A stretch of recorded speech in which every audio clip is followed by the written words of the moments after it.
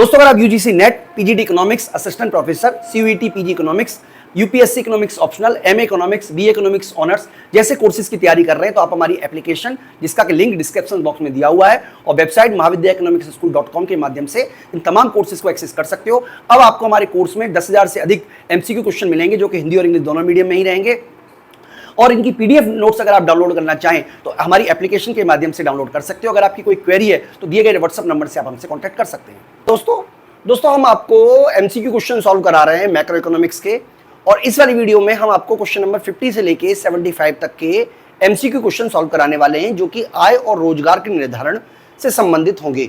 हालांकि ऐसा हो सकता है कि कुछ क्वेश्चंस इससे अलग भी आ जाएं, इसलिए आपके लिए बेटर रहेगा कि आप पहले मैक्रो इकोनॉमिक्स का जो कंसेप्ट है वो अच्छी तरीके से समझ लें और उसके बाद हमारा जो कंसेप्ट है उसको कवर करें।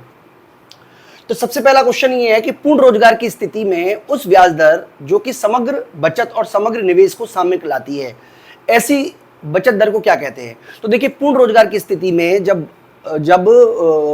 ब्याज की जो दर है जहां पर बचत और निवेश बराबर हो उसको बोलते हैं बेरोजगारी की ब्याज की दर की प्राकृतिक दर, यानी कि प्राकृतिक ब्याज दर बोलते हैं उसको। यानी कि ब्याज की जो प्राकृतिक दर है वो उस स्थिति में होती है जहां पे पूर्ण रोजगार भी होता है और पूर्ण रोजगार के साथ साथ जो बचत और निवेश है वो बराबर बराबर भी होते हैं। दोस्तों मैं आपको बता देता हूं कि सभी ब्याज दर पर बचत और निवेश बराबर नहीं होते, लेकिन और अगर कभी बराबर हो तो वहां पे पूर्ण रोजगार हो ये आवश्यक नहीं है। लेकिन ऐसी स्थिति जहां पे पूर्ण रोजगार भी हो और बचत निवेश बराबर भी हो, ऐसी स्थिति को बोलते हैं प्राकृतिक ब्याज दर। नेक्स्ट क्वेश्चन पे आ जाते हैं दोस्तों। नेक्स्ट क्वेश्चन हमारा है क्वेश्चन नंबर 52 में बोल रहा है कि क्लासिकल विकास सिद्धांत में के निम्नलिखित में से किस मान्यता को में एक सत्य है?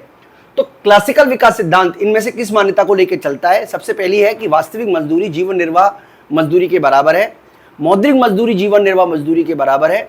इसके अलावा मजदूरी आय की सीमांत बचत प्रवृत्ति धनात्मक होती है और जनसंख्या वृद्धि दर बाहर निर्धारित तत्व है। देखिए मैं आपको बता देता हूं कंसेप्ट क्या है। कंसेप्ट ये है कि जो मजदूरी है, वास्तविक मजदूरी, वो सीमांत भौतिक उत्पादकता के बराबर होगी, या जो मौद्रिक मजदूरी है वो मार्जिनल रेवेन्यू प्रोडक्ट के बराबर होगा। इसका मतलब ये हुआ कि जो ये मजदूरी चल रही है, ये वाली जो मजदूरी है, ये जीवन निर्वाह के बराबर है, ये भी उन्होंने माना था। यानी कि जीवन निर्वाह के लिए जितनी मजदूरी की आवश्यकता है, इसका मतलब मौद्रिक मजदूरी जीवन निर्वाह के बराबर है। इस तरीके का आंसर आपको बच्चों को बताना है क्वेश्चन नंबर 52 का बी में। 53 पे आ जाते हैं। 53 में कह रहा है कि श्रम का पूर्ति वक्र विपरीत दिशा में झुकने का क्या कारण है? देखिए श्रम का पूर्ति वक्र इस तरीके का होता है, इस तरीके का। मैं आपको डायग्राम के थ्रू बता देता हूं, इस तरीके का, ऐसा। श्रम का पूर्ति वक्र पीछे की ओर मुड़ा होता है। इसकी वजह यह है कि जब आप कार्य को प्राथमिकता दोगे तो ये पॉजिटिव जाएगा और जब एक व्यक्ति आराम को प्राथमिकता देता है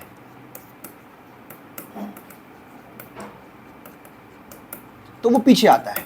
इसका मतलब श्रम का पूर्ति वक्र तब होगा जब कार्य द्वारा आराम का प्रतिस्थापन करना ये गलत है, आराम द्वारा कार्य का प्रतिस्थापन करना यह सही है, मजदूरी दर का अति अल्प उपयोग नहीं है, श्रम की मांग तीव्र होना यह भी नहीं है।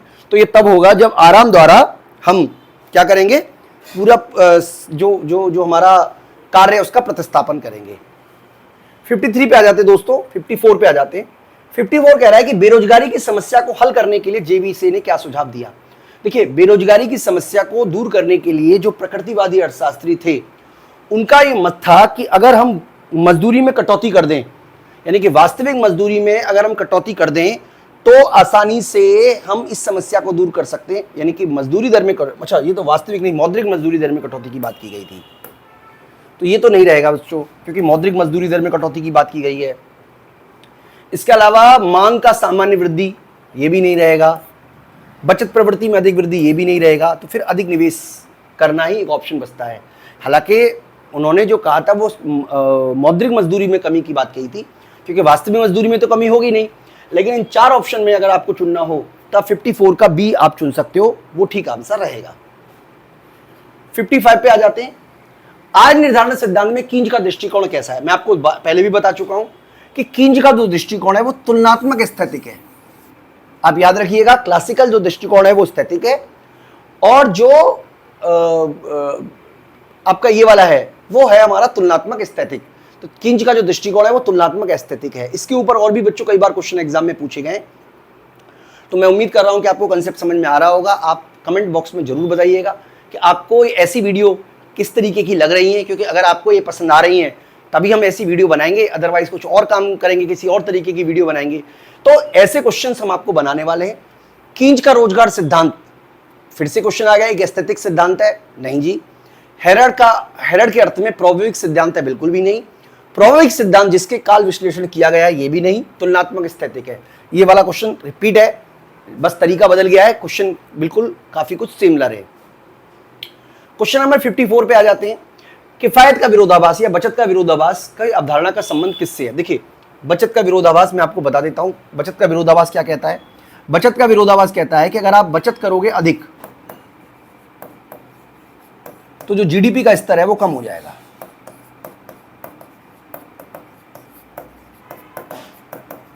बचत का विरोधाभास कहता है कि एक व्यक्ति के लिए बचत हमेशा अच्छी बात होती है, लेकिन अगर पूरी की पूरी अर्थव्यवस्था बचत करना शुरू कर देगी तो लोगों का उपभोग नहीं होगा। जब लोगों का उपभोग नहीं होगा तो लोगों की आय नहीं होगी, आय नहीं होगी तो फिर वो खर्चा नहीं करेंगे। इससे पूरी तरीके से अर्थव्यवस्था में संकुचन पैदा हो जाता है। और ये विचार जो है ये प्रोफेसर जे.एम. कींज का है। तो आप इसका आंसर लिखिएगा 57 का बी। 58 पे आ जाते हैं। दोस्तों, मैं आपको ये भी बता देता हूं कि ये तमाम पीडीएफ आपको हमारी एप्लीकेशन के माध्यम से मिलेंगी। लिंक डिस्क्रिप्शन बॉक्स में दिया हुआ है। आप एप्लीकेशन जरूर डाउनलोड कर लें ताकि आप इन पीडीएफ को पहले आप नोट कर लीजिए, डाउनलोड कर लीजिए, खुद क्वेश्चन पेपर सॉल्व कीजिए। जब आपके सारे क्वेश्चन सॉल्व हो जाएं तब आप देखिए कि जो आंसर आप बता रहे हो वो कितने सही है, कितने गलत है, और अगर गलत है तो क्यों गलत है, सही है तो क्या वजह है कि वो सही है। अगला कह रहा है जी.एम. कींज के राष्ट्रीय आय तथा रोजगार सिद्धांत में अर्थव्यवस्था का साम्य उस बिंदु पर होता है। किस बिंदु पर होता है? हम ऑलरेडी समझ चुके हैं कि जहां पर सामूहिक मांग सामूहिक पूर्ति बराबर हो, जिसको क्या प्रभावपूर्ण मांग कहते हैं। ये उनका सामूहिक पूर्ति वक्र है, ये सामूहिक मांग वक्र है। जिस बिंदु पर सामूहिक मांग सामूहिक पूर्ति के बराबर होगा उस बिंदु पर संतुलन हो जाएगा। और ये जरूरी नहीं है कि वो पूर्ण रोजगार की स्थिति में हो, पूर्ण रोजगार से पहले भी हो सकता है, पूर्ण रोजगार के बाद भी हो सकता है। 59 पे आ जाते हैं। 59 कह रहा है कींज के अनुसार अर्थव्यवस्था में रोजगार की मात्रा उस बिंदु पर निर्धारित होती है जहां पर समग्र मांग समग्र पूर्ति बराबर है। बिल्कुल सिंपल सा क्वेश्चन है, बिना किसी टेंशन के, बिना किसी इशू के आप बताइएगा कि इस बिंदु पर होता है जहां समग्र मांग और समग्र पूर्ति बराबर बराबर है। क्वेश्चन नंबर 60 पे आ जाते हैं। आईएसएलएम विश्लेषण से में मुद्रा की पूर्ति में वृद्धि का क्या परिणाम होगा? मैं आपको चलिए बता देता हूं। देखिए, ये है हमारा आईएसएलएम, ये आईएस है, ये एलएम है, ठीक है जी। आईएस जो होता है उसका एलएम का इक्वेशन है के Y minus H I equal to M bar upon P bar, और इस आईएस की इक्वेशन है y equal to C plus I plus G. तो इसका मतलब ये हुआ कि जो एलएम होगा वो आई से प्रभावित होगा, इंटरेस्ट रेट से प्रभावित होगा, कीमत स्तर से प्रभावित होगा, मुद्रा की मात्रा से प्रभावित होगा, लोग कितना पैसा अपने पास रखते हैं रिजर्व के रूप में इससे प्रभावित होगा, और ब्याज दर की संवेदनशीलता से प्रभावित होगा। जबकि जो आईएस है वो उपभोग से प्रभावित होगा, निवेश से प्रभावित होगा, और आपका गवर्नमेंट एक्सपेंडिचर से प्रभावित होगा। इस हिसाब से देखा जाएगा तो जो मुद्रा की पूर्ति है वो ये वाला है, और अगर मुद्रा की पूर्ति में वृद्धि होती है तो जो एलएम कर्व है वो राइटवर्ड चला जाएगा इस तरीके से। यानी कि मुद्रा की पूर्ति में वृद्धि से आईएस कर्व पे कोई असर नहीं पड़ेगा और एलएम वक्र जो है वो दाईं ओर खिसक जाएगा अगर मुद्रा की पूर्ति में वृद्धि होती है। इसका मतलब क्वेश्चन नंबर 66 का अगर आपको ऑप्शन चुनना हो तो 66 का आप डी ऑप्शन ही चुनिएगा। क्वेश्चन नंबर 61 पे आ जाते हैं। क्वेश्चन नंबर 61 कह रहा है कि ब्याज निर्धारण के आधुनिक सिद्धांत की व्याख्या की जाती है। ब्याज निर्धारण का जो आधुनिक सिद्धांत है, ब्याज निर्धारण का जो आधुनिक सिद्धांत है उसकी व्याख्या आईएसएलएम के माध्यम से की जाती है, क्योंकि आईएसएलएम में वस्तु बाजार और मुद्रा बाजार दोनों का ही समावेश है। इसलिए आप याद रखिएगा कि आधुनिक ब्याज सिद्धांत का निर्धारण में ब्याज दर का निर्धारण मुद्रा की मांग और मुद्रा की पूर्ति के अलावा जो वस्तु बाजार है उसको भी समावेश करके ISLM के द्वारा की जाती है। तो यहां पे आपको जो आंसर पॉइंट चुनना है वो है 61 का सी। 62 पे आ जाते हैं दोस्तों। 62 कह रहा है कि बेरोजगारी की समस्या को हल करने के लिए प्रतिष्ठित अर्थशास्त्रियों द्वारा संस्तुति की गई निम्न में से कौन सी एक सिफारिश सर्वाधिक महत्वपूर्ण है। देखिए, बेरोजगारी को दूर करने के लिए प्रतिष्ठित अर्थशास्त्रियों का कहना था कि मौद्रिक मजदूरी में कटौती की जाए। 62 का जो आंसर है 62 का वो बी है। उनका मानना था कि मौद्रिक मजदूरी दर में कटौती की जाए। देखिए, मैंने आपको ऑलरेडी बताया था, वहां पर वास्तविक मजदूरी थी इसलिए वो ऑप्शन चुना था, यहां पे मौद्रिक मजदूरी दी हुई है, ये ऑप्शन चुनेंगे। मैं आपको सिंपल समझा देता हूं कि पीगू का एक अप्रोच रही है प्रतिष्ठित अर्थशास्त्रियों में कि अगर आपको बेरोजगारी दूर करनी है तो बेरोजगारी दूर करने के लिए क्या करोगे, आप मजदूरी में कमी करोगे। मौद्रिक मजदूरी में कमी होने से कीमत स्तर कम होगा, इसलिए वास्तविक मजदूरी तो सेम रहेगी, लेकिन मौद्रिक मजदूरी में कमी करके आप ज्यादा लोगों को काम पे लगा सकते हो। इसलिए आपको 62 का अगर ऑप्शन चुनना है तो 62 का जो आप ऑप्शन है वो बी ही चुनेंगे। तो क्वेश्चन नंबर 63 हमसे बोल रहा है कि कींज के अनुसार बचत और निवेश परिभाषाओं के अनुसार सदैव बराबर होते हैं। क्या बराबर होते हैं? बचत और निवेश। पर जब वे बराबर नहीं होते तो असमान उत्पन्न होता है। इन दोनों कथनों में सामंजस्य किस प्रकार होता है? देखिए, जो हमारा प्रत्याशित या नियोजित बचत है वो नियोजित निवेश के बराबर होता है, ये बात ठीक है। प्राप्त निवेश बराबर होता है, ये पॉइंट सही नहीं है। बचत और निवेश सारणी एक रूप है। बचत और निवेश आय के सम स्तर पर बराबर होता है। तो फर्स्ट और 4 के हिसाब से ये वाला पॉइंट सही है। मैं आपको बता देता हूं कि अर्थव्यवस्था में हमेशा बचत और निवेश बराबर होते हैं, और अगर कभी बराबर ना हो तो बाजार की शक्तियां बराबर कर देती हैं कि अगर बचत ज्यादा है निवेश से तो इसका मतलब है कि लोग खर्च कम कर रहे हैं। जब खर्च कम होगा तो आय, उत्पादन, रोजगार कम होगा, और जब उत्पादन और रोजगार कम होगा तो डेफिनेटली जो मांग है उसमें कमी आएगी, और जब मांग में कमी आएगी तो निवेश में कमी आएगी। इस तरीके से आप अपना आंसर पॉइंट डी बोल सकते हो इसका। क्वेश्चन नंबर 64 देख रहे हैं। 64 कह रहा है कि पूर्ण रोजगार की स्थिति से पूर्व जब मूल्य स्तर में कमी आती है, पूर्ण रोजगार के स्तर से पूर्व जब मूल्य स्तर में कमी आती है, समग्र मांग बढ़ जाती है जिससे आय और रोजगार में वृद्धि होती है। बिल्कुल ठीक बात है भाई, जब पूर्ण रोजगार के स्तर से पहले समग्र मांग बढ़ेगी अगर मूल्य स्तर में कमी आती है, जिससे रोजगार और आय के स्तर में वृद्धि होती है। मूल्य स्तर और समग्र मांग के इस संबंध को हम क्या बोलते हैं, ये हमें समझाना है। तो दोस्तों मैं आपको बता देता हूं कि इसको हम बोलते हैं वास्तविक शेष प्रभाव। वास्तविक शेष प्रभाव बोलते हैं इसको, जो कि पेटिंगन के द्वारा बताया गया है। इसके ऊपर दोस्तों मैं वीडियो डिटेल बनानी है, इसको हम जल्दी ही आपको बना देंगे वीडियो, और बताएंगे कि किस तरीके से वास्तविक शेष प्रभाव होता है। बेसिकली वास्तविक शेष प्रभाव के माध्यम से पेटिंगन ने वस्तु बाजार और मुद्रा बाजार को समग्रीकृत करके समझाया कि किस तरीके से जब मूल्य स्तर में कमी आती है तो समग्र मांग बढ़ने से जीडीपी का स्तर बढ़ता है। तो इसको बोलते हैं वास्तविक शेष प्रभाव। इसके ऊपर हम डिटेल वीडियो आपको बहुत ही जल्दी प्रोवाइड कराने वाले हैं, जिसमें हम आपको 3 प्रभाव समझाएंगे, कींज प्रभाव और पीगू प्रभाव और वास्तविक शेष प्रभाव। अगला क्वेश्चन है कि क्लासिकल रोजगार सिद्धांत में श्रम बाजार की पूर्ण निकासी किसके द्वारा होती है? क्लासिकल रोजगार सिद्धांत में पूर्ण निकासी जो होती है वो किसके द्वारा होती है? देखिए, यहां पर क्वेश्चन ये है कि क्लासिकल रोजगार सिद्धांत में श्रम बाजार में पूर्ण रोजगार किस तरीके से स्थापित होता है। तो हम ऑलरेडी कई वीडियो में समझ चुके हैं कि क्लासिकल मॉडल ये मानता है कि मजदूरी दर में लोचशीलता होती है, ऊपर की तरफ भी नीचे की तरफ भी, यानी कि मजदूरी दर में कटौती करके आप बेरोजगारी की समस्या को ऑटोमेटिकली दूर कर सकते हो। तो मजदूरी दर की लोचशीलता के कारण, क्योंकि मजदूरी दर में लोचशीलता होती है जिसके कारण पूर्ण रोजगार हमेशा, पूर्ण रोजगार एक सामान्य विशेषता है, क्लासिकल मॉडल ये मान के चलता था। अगला है, निम्नलिखित में से किस अर्थशास्त्री ने आर्थिक स्थिति के स्तर के निर्धारण के रूप में प्रभावी मांग का सर्वाधिक प्रयोग किया, सर्वप्रथम प्रयोग किया? तो दोस्तों मैं आपको बता देता हूं कि सबसे ज्यादा प्रभावी मांग का यूज किया है कींज के द्वारा, लेकिन कींज पहले व्यक्ति नहीं थे जिन्होंने प्रभावी मांग का यूज किया, बल्कि टी.आर. माल्थस थे जिन्होंने सर्वप्रथम प्रभावी मांग का प्रयोग किया। यानी कि प्रभावी मांग का सर्वप्रथम प्रयोग करने वाले व्यक्ति का नाम है टी.आर. माल्थस। 67 क्वेश्चन कह रहा है कि कींज के सिद्धांत में प्रभावी मांग वहां होगी, बहुत बार पढ़ चुके हैं, जहां पर सकल मांग और सकल पूर्ति बराबर हो। सकल मांग फलन अधिकतम मान नहीं, जहां सकल मांग फलन सकल पूर्ति फलन के बीच दूरी हो नहीं, केवल पूर्ण रोजगार की स्थिति में नहीं, जहां सकल मांग कीमत तथा सकल पूर्ति कीमत परस्पर एक दूसरे के बराबर हो। यानी कि 67 का अगर आपको आंसर चुनना है तो 67 का आप डी चुनेंगे। 68 पे आ जाते हैं। 68 कह रहा है कि निम्नलिखित में से कौन सा प्रतिष्ठित समष्टि अर्थशास्त्र के लिए सत्य नहीं है। प्रतिष्ठित विचारधारा कई मान्यताओं को लेकर चलती है, इसमें से कौन सी मान्यताएं सही नहीं है, ये आपको बताना है। सबसे पहला, बाजारों में पूर्ण प्रतियोगिता होती है, ये बिल्कुल सही बात है। इसके अलावा से का बाजार नियम क्रियाशील है, ये भी सही बात है। ब्याज दर पूंजी बाजार में संतुलन द्वारा स्थापित होती है, बिल्कुल ठीक बात है।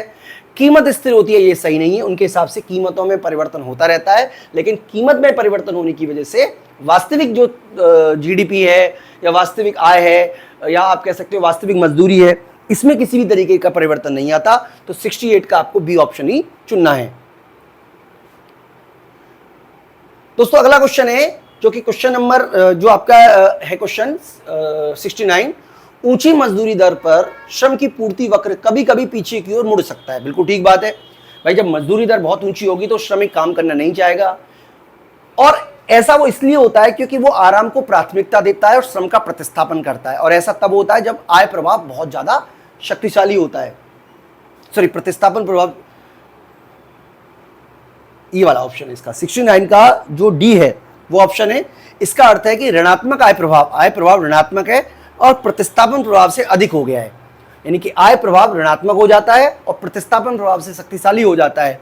उस केस में श्रम का पूर्ति वक्र पीछे की ओर मुड़ जाता है। दोस्तों डिटेल वीडियो आपको मिलेगी, 2 चैप्टर में मिलेगी। माइक्रो में भी ये वीडियो हमने कवर की हुई है और मैक्रो में भी ये वीडियो कवर की हुई है। तो इसका आंसर आपको ये लिखना है कि जिस समय प्रतिस्थापन प्रभाव आय प्रभाव की तुलना में जो मतलब आय प्रभाव प्रतिस्थापन प्रभाव से अधिक शक्तिशाली होता है, तब ये लागू होता है। 70 कह रहा है, निम्नलिखित में से कौन सा एक पूर्ण रोजगार की प्राप्ति में बाधक है। पूर्ण रोजगार की प्राप्ति में जो मजदूरी है, लोचशील मजदूरी, वो बाधक नहीं है बल्कि सहायक है। इसके अलावा लोचशील ऐच्छिक बेरोजगारी भी बाधक नहीं है। इसके अलावा लोचशील कीमतें भी बाधक नहीं है। केवल यही एक बाधक लग रहा है, गैर लोचशील ब्याज दर। इस तरीके से आप अपना आंसर लिखेंगे। क्वेश्चन नंबर 71 पर आ गए हम। 71 क्वेश्चन कह रहा है कि निम्नलिखित में से कौन सा पूर्ण रोजगार के लिए बाधक है। अच्छा, ये तो हमने कर लिया 71। अच्छा, ये अलग है। अच्छा ठीक है, ये अलग क्वेश्चन है। तो दोस्तों कौन सा बाधक है? लोचशील मजदूरी बिल्कुल बाधक नहीं है, सहायक है। बल्कि से का बाजार नियम बाधक नहीं है, लोचशील ब्याज दर बाधक नहीं है। लेकिन अगर मान लीजिए मजदूर संघ बना लेता है तो वो कभी भी नीची मजदूरी की मांग नहीं होने देगा, यानी कि नीची मजदूरी को सक्सेसफुल नहीं होने देगा। तो प्रभावी मजदूर संघ ही बेरोजगारी की वजह है। ये न्यू क्लासिकल थ्योरी भी हमसे कहती है, न्यू केंजियन थ्योरी भी हमसे कहती है कि जो श्रम संगठन है उसकी वजह से बेरोजगारी क्रिएट होती है। क्वेश्चन नंबर 72 पर हम आ गए दोस्तों।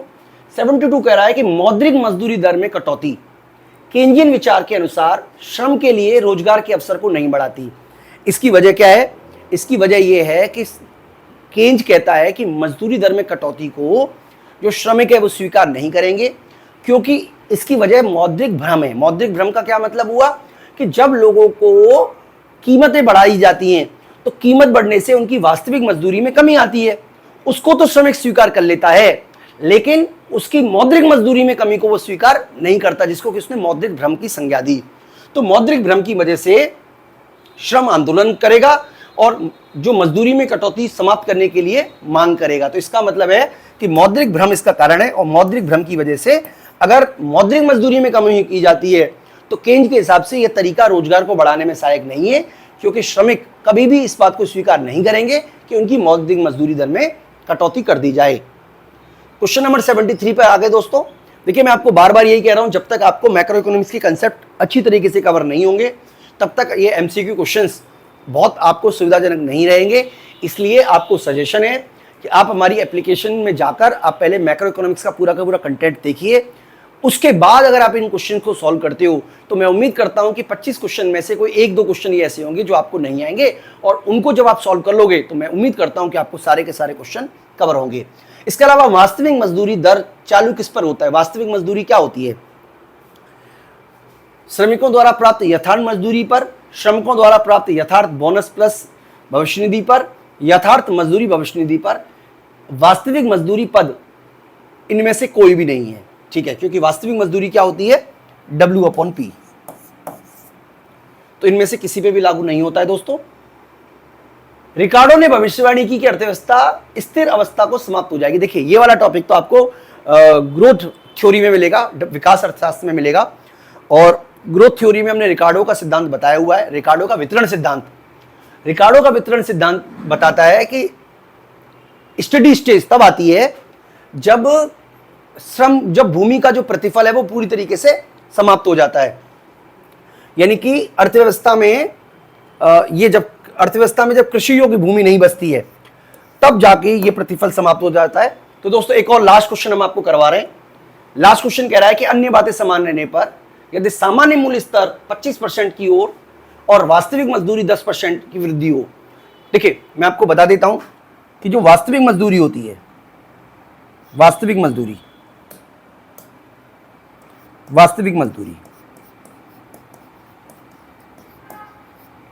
ये आप याद रखिएगा, वास्तविक मजदूरी की वृद्धि दर, ये वृद्धि दर है। कैसे निकालोगे? मौद्रिक मजदूरी की वृद्धि दर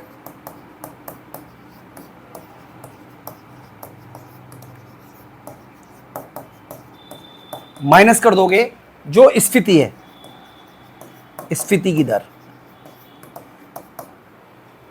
इस केस में देखो तो स्फीति की जो दर है वो 25% है, और जो मौद्रिक मजदूरी बढ़ी है वो 10% बढ़ी है। यानी कि महंगाई 25% से बढ़ी, जबकि मजदूरी में केवल 10% की वृद्धि हुई। इस तरीके से देखा जाएगा तो केवल 15% की कमी वो वास्तविक मजदूरी में होगी। दोस्तों, उम्मीद करता हूं कि आपको ये सारे के सारे जो वीडियोज हैं वो समझ में आए होंगे। मैं इस वीडियो में इतना ही दोस्तों, थैंक यू।